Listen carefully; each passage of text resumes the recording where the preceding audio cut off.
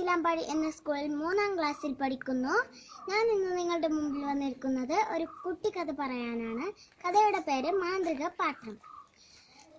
എന്നാൽ നമുക്ക് കഥയിലോട്ട് പോകാം. ഒരു കാലത്ത് ഒരു കുട്ടി ഗ്രാമത്തിൽ സൽമയും അവരുടെ മകളും താമസിച്ചിരുന്നു. അവർ നിറയെ സന്തോഷത്തിലാണ് ജീവിച്ചിരുന്നത്.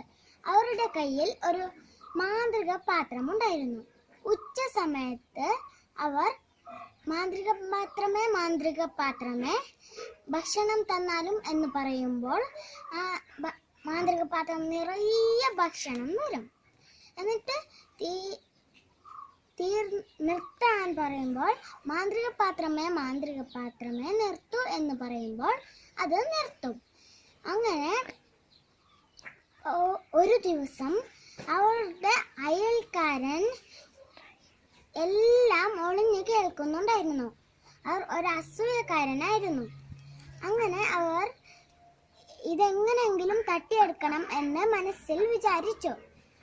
അങ്ങനെ ഒരു ദിവസം സൽമയും അവരുടെ മകളും എവിടേക്കോ പോയപ്പോൾ അങ്ങേരെ അകത്തേക്ക് കയറി ആ മാന്ത്രിക പാത്രം എടുത്ത് അങ്ങേരുടെ വീട്ടിൽ കൊണ്ടുപോയി വെച്ചു.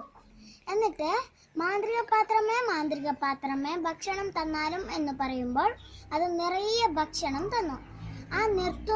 എന്നിട്ട് കഴിച്ചു. ആ നിർത്തുന്ന മന്ത്രം അറിയില്ലായിരുന്നു. അങ്ങനെ നിർത്തൂ എന്ന് പറഞ്ഞിട്ടും നിർത്തിയില്ല. എന്നിട്ട് സൽമ വന്നപ്പോൾ കാല് പിടിച്ച് മാപ്പ് ചോദിച്ചു. അങ്ങനെ അവർ അത്യാഗ്രഹം ആപത്താണെന്ന് മനസ്സിലാക്കി.